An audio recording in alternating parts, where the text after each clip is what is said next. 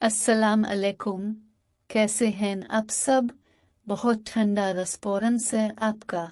यार इतनी मेहनत से लिखती तो थोड़ा सराह दिया करें। खैर बहुत मायूस करते आप लोग मुझे। मेरा दिल ही नहीं चाहता लिखने को, मगर मेरी भी मजबूरी लिखना। सब बातें खत्म करते हुए चलते बना किसी इंतजार के आज की एपिसोड की जानिब। आबरू, किस्त नंबर 20। ईमान फातिमा। क्या क्या कहा तुमने? तुम्हारा कजिन तुम्हें हरास कर रहा है। तुमने किसी को क्यों नहीं बताया? अपने इस फरहीन की सच्चाई क्यों नहीं बताई अपनी बीवी को? रमला ने इसके सवाल पे सवाल दागा। मेरा और तुम्हारा मामला बहुत मुख्तलिफ है बच्चे।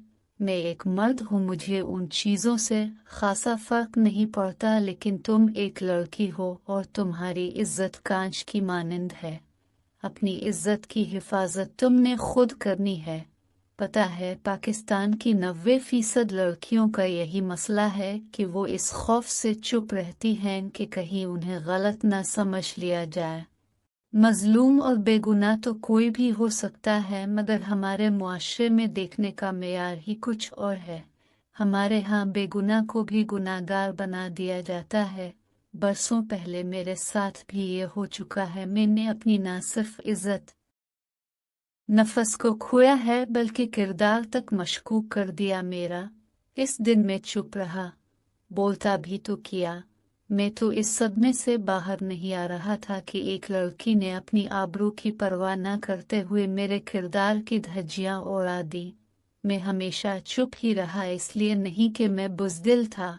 मैं एक मर्द था तो औरत की इज्जत और आबरू का ख्याल रखना लाजिम समझा। मैंने सोचा मेरी गुजर जाएगी, लेकिन अगर वो बदनाम हुई तो पूरा खानदान बदनाम होगा।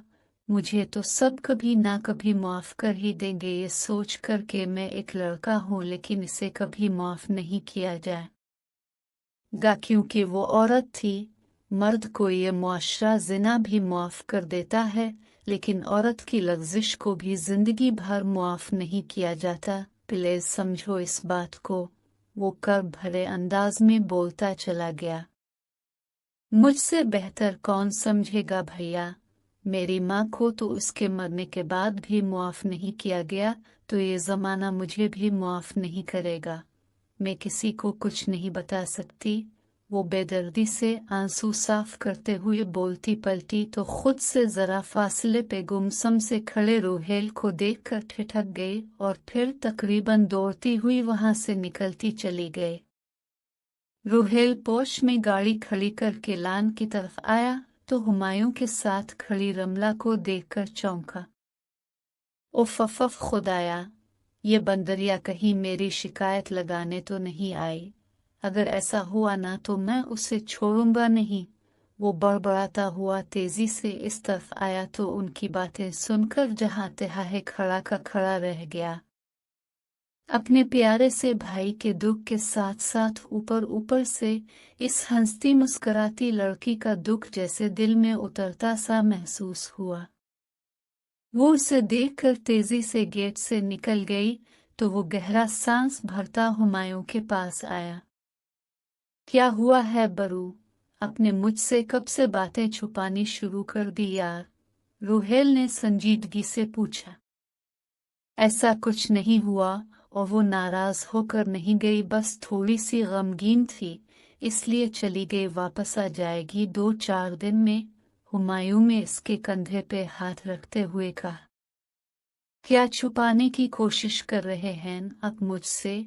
आप अच्छी तरह से जानते हैं कि हम भाई बाद में दोस्त पहले हैं। मैंने आज तक आपसे कोई बात नहीं छुपाई यार, वो इस बार झुलाकर बोला।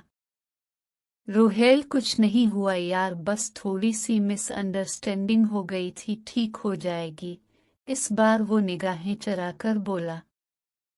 रेली, अगर थोड़ी सी मिसअंडरस्टैंडिंग है तो फिर बात इस हद तक कैसे पहुंच गई कि वो ना सिर्फ बहाना लगाकर घर से चली गई, और आज मैंने पहली बार आपकी आंखों में आंसू भी देखे। आपके लहजे में बेबसी महसूस की। मैं मुकम्मल बात नहीं जानता, अब आप मुझे बताएंगे कि क्या हुआ है? वो तेज लहजे में बोला। यार सब ठीक हो जाएगा, मैंने कहा है ना। बस उसकी बहन आज फिर करीब आकर मुझसे वाहियात बात कर रही थी तो मेरे मुंह से गाली निकल गई, और तुम्हें पता है कि सरफी लड़की है तो मेरे गिरबान पकड़ गई और मैंने इससे खुद को छुड़वाने के लिए हाथों को पकड़ा और इसी टाइम तुम्हारी भाभी आ गई वहां पे। सीन ही ऐसा था जैसे कि मैं उसके साथ बदतमीजी करने की कोशिश कर रहा हूँ। मैंने इसे एक्सप्लेन करने के लिए कई बार उसके पास गया मगर उसने बना मेरी सफाई सुने गुनाहगार बना दिया, और यहाँ तक कि कल घर छोड़कर चली गई। हुमायूं ने लब कुचलते हुए सारी बात बताई तो वो शाकिब सा उसे देखे गया। इतनी बड़ी बात हो गई और अपने मुझे और पापा को बताना भी जरूरी नहीं समझा। कैसे कर सकते हैं आप ऐसा? और भाभी के अंदर अक्ल क्यों नहीं है यार? उनको समझ क्यों नहीं आता? इतनी देर से आप दोनों साथ रह रहे हैं फिर भी वो समझ नहीं पाई आपके किरदार को। किस तरह की औरत हैं वो? रोहेल थप कर बोला। वो मासूम है, उसकी बहन उसे हर बार ट्रैप कर लेती है, वो कुछ समझ ही नहीं पाती। हुमायूं ने इसका दिफा करते हुए कहा। माफ कीजिएगा बरू, वो मासूम नहीं बेअक्ल हैं। मासूमियत और बेअक्ली में बहुत फर्क होता है। ये लड़की जो अभी यहाँ से गई है, क्या ये मासूम नहीं है? मगर उसे सब समझ आ रहा है।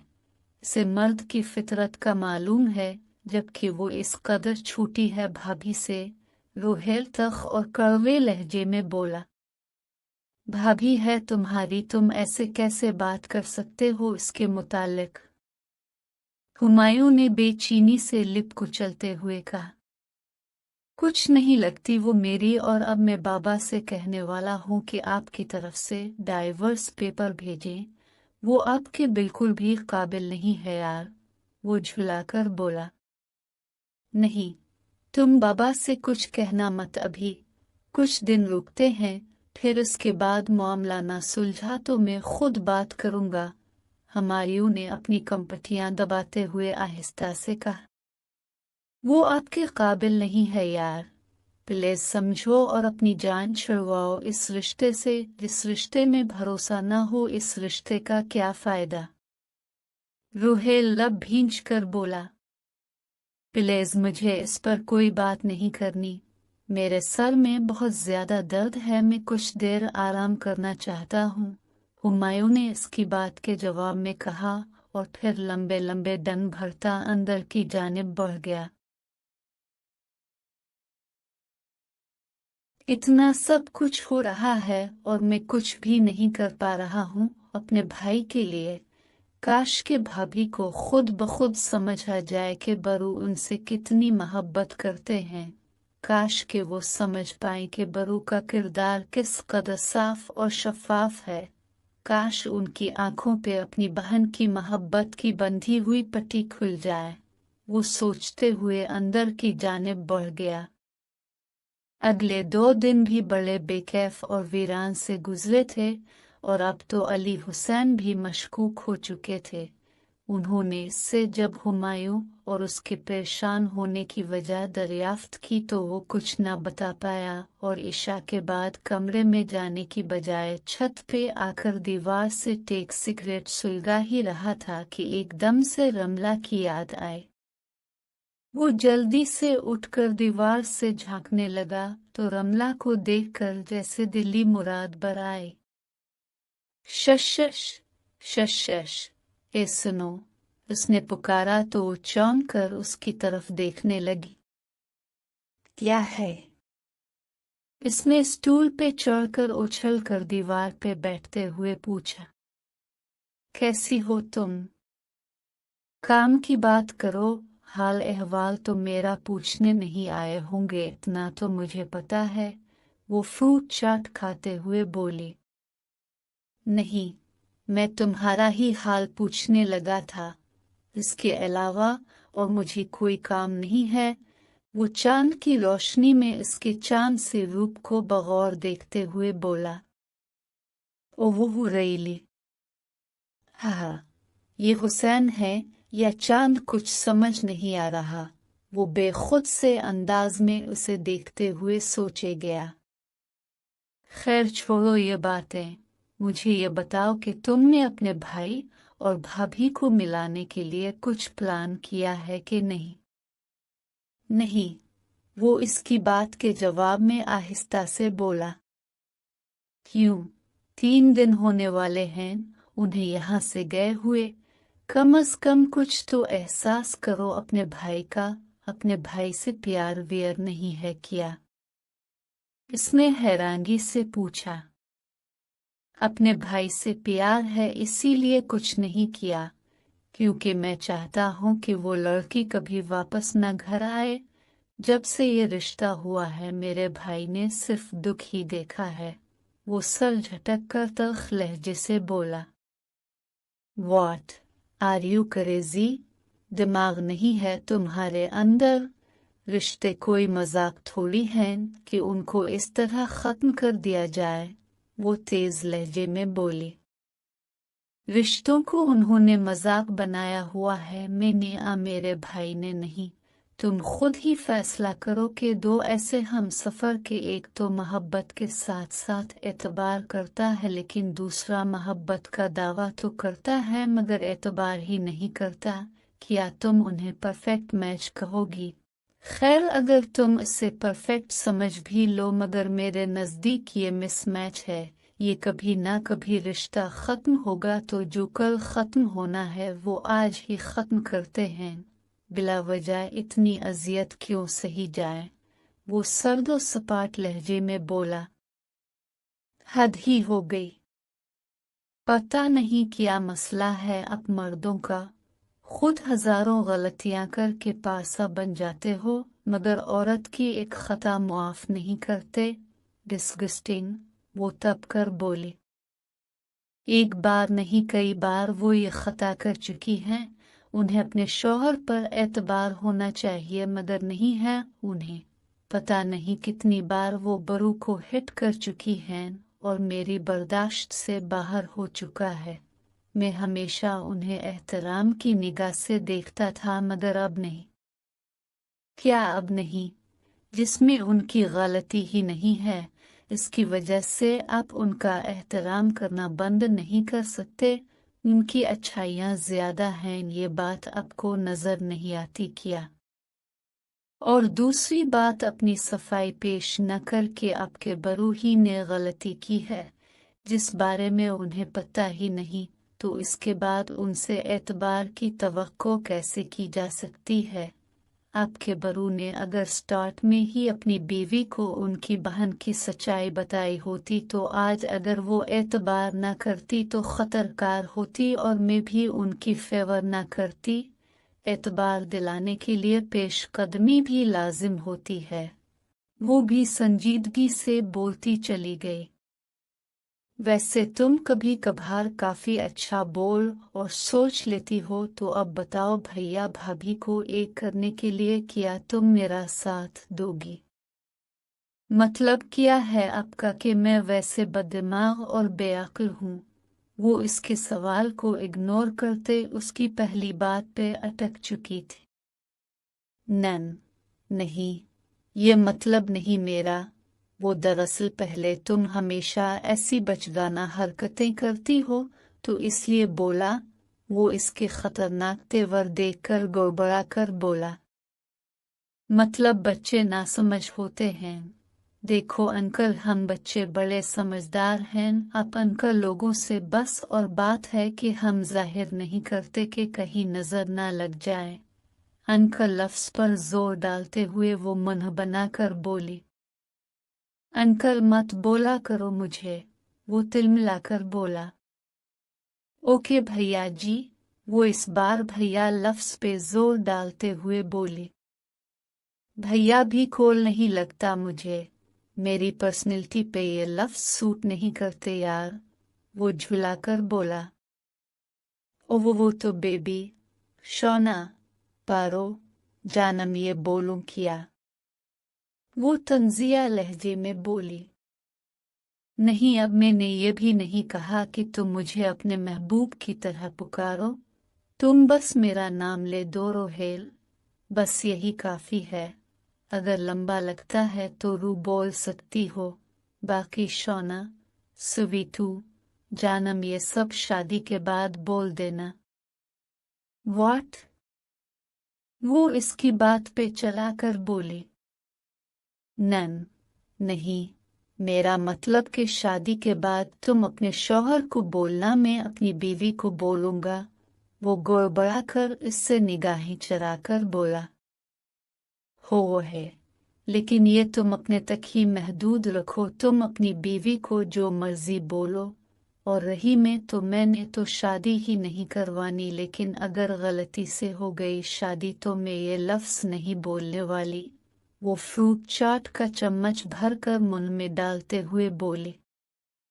हैं, लेकिन क्यों नहीं करनी शादी तुमने? है, शादी जिंदगी में बहुत लाजिम चीज है। अब देखो, मेरे बाता ने सारी जिंदगी तन्हाई में गुजार दी और अब तक बेचारे तन्हा हैं, तो इसीलिए हम तो सोच रहे हैं उनकी शादी करवा देता का उनकी वीरान जिंदगी आबाद हो जाए। वो जल्दी से बोला। हाँ तो करवाओ, तुम्हारे बाबा, तुम्हारी मर्जी। वैसे ये शादी के बाद लोग जीना हराम कर देंगे। वो संजीदगी से बोले।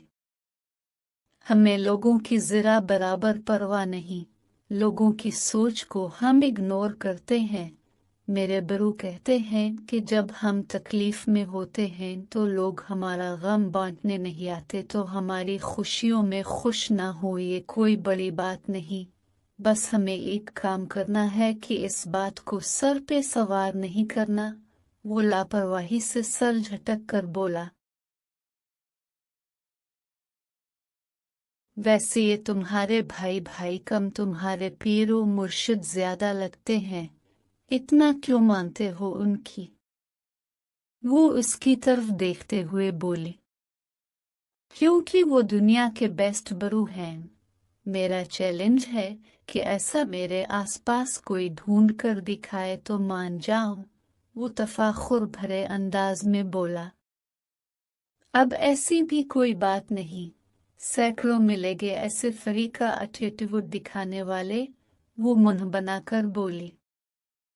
खबरदार जो मेरे भाई के मुतालिक कुछ कहा तो क्या करोगे? वो जवाबन मुंह बनाकर बोली। तुम्हारा मुंह तोड़ दूंगा। हाथ तो लगाकर देखो, हाथ न तोड़ दिए तो कहना, और हाँ, अपना काम किसी और से करवा लेना। तुम्हारे भाई का केस अकेले हैंडल करना। वो हुनूज गुस्से से बोलती स्टूल से उतर गए। तुम एक नंबर की बंदरिया हो, मैं खुद ही अपने भैया भाभी को मलवा दूंगा, तुम्हारी मदद लेनी भी नहीं मुझे चिमगादड़ कहीं की। वो ऊंची आवाज में चलाया।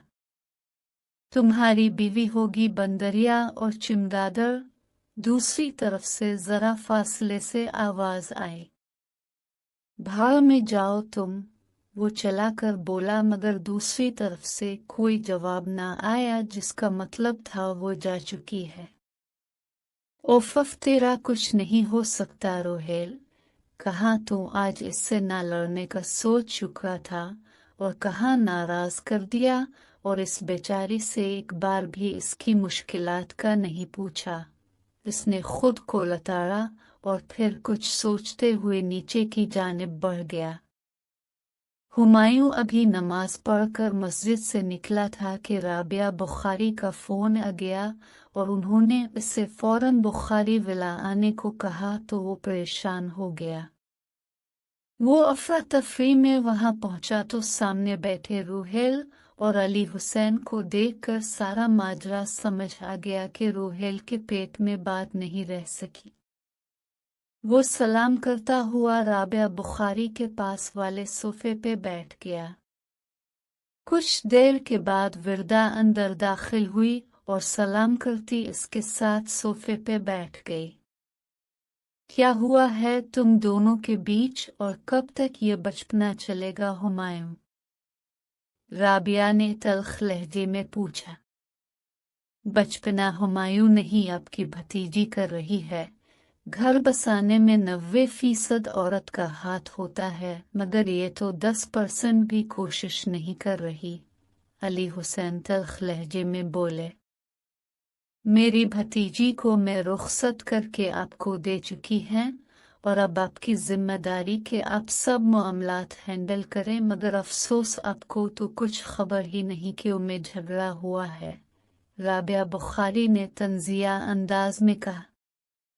तो इतने दिन हो चुके हैं आपकी भतीजी को यहाँ आए, तो आपको कैसे पता न चला कि नाराज है कर आई है? और वैसे भी आपकी ये भतीजी मुझे ये कहकर आई कि उनके यहाँ रिवाज है कि शादी के बाद पहला रमज़ान मैके में होता। अब मुझे क्या पता कि झूठ बोल रही हैं। अली हुसैन झुलाकर बोले। झूठ नहीं बोलती मेरी बच्ची, और हाँ ये सच है कि हमारे यहाँ ये रस्म है, लेकिन मैंने खुद ही इसे ना लाने का फैसला किया था क्योंकि फरहीन उधर थी। राबिया बुखारी ने कहा। अच्छा बस कर दे यूं मियाँ बीवी की तरह लड़ना और पॉइंट पे आए। वो सख्त बेजारी भरे अंदाज में बोला। ये देख रहे क्या बकवास कर रहा है, शर्मो हया बीच खाई है। इसमें क्या बेशर्मी वाली बात है? मियाँ बीवी जैसे कहा, मियाँ बीवी तो नहीं कह दिया। अली हुसैन मुंह बनाकर बोले तो राबिया बुखारी का चेहरा गुस्से से सुर्ख पड़ गया। मेरा बेटा जो बिगड़ा है न आपकी वजह से है, वो तिलमिलाकर बोली। अब दोनों की लड़ाई खत्म हो जाए तो मुझे बुला लीजिएगा, मैं बाहर लान में हूँ। वो एक झटके से खड़े होते हुए बोला। चुप करके बैठ जाओ। अली हुसैन और राबिया बुखारी एक साथ बोले। अरे वाह, आपकी तो काफी कमिस्टर मिलने लगी है। बहुत सारी बातें ऐसी हैं कि दिल चाह रहा कि कुछ कहो, मगर डांट का खदशा है। वो हल्का सा मुस्कुराते हुए बुझला संज अंदाज में बोला। Shut up. वो फिर से एक साथ बोले तो उसकी मुस्कुराहट गहरी हो गई। तुम चाहते क्या हो? अब दोनों की शादी। अब दोनों शादी कर ले तो शायद हमारी जिंदगी में भी कुछ ठहराव आ जाएगा। वो इत्मीनान से बोला। बात को पलटो मत, ये बताओ कि विरदा को घर कब लेकर जाना है? राबिया बुखारी ने झुलाकर कहा। अब हाँ बोलो, मैं आज ही ले जाता हूँ। वो इत्मीनान से बोला। तुम हर बार ब्लैकमेल क्यों करते हो? वो जिच है कर बोली। मैंने तो बस नॉर्मल बात की है, और वो भी इसलिए कि आइंदा से आपकी बहू नाराज हो तो कम से कम कोई रोकने वाला तो हो, क्योंकि हमारे रोकने से तो रुकती नहीं है। मैं मजाक नहीं कर रहा, यही हकीकत है। घर औरत के संभालने से संवरता, वरना वो बज़ाहिर इमारत जरूर होती मगर हकीकत में खंडर होती है। अब बड़ी हैं तो उधर रहेगी तो घर घर बनेगा। मेरी ये बात दिल को लगी तो आप क्या फैसला करती हैं बता दें। वो संजीदगी से बोला तो राबिया बुखारी सोच में डूब गए। सब लोग सांसें रोके अब उनके जवाब के मुंतजिर थे। जारी है।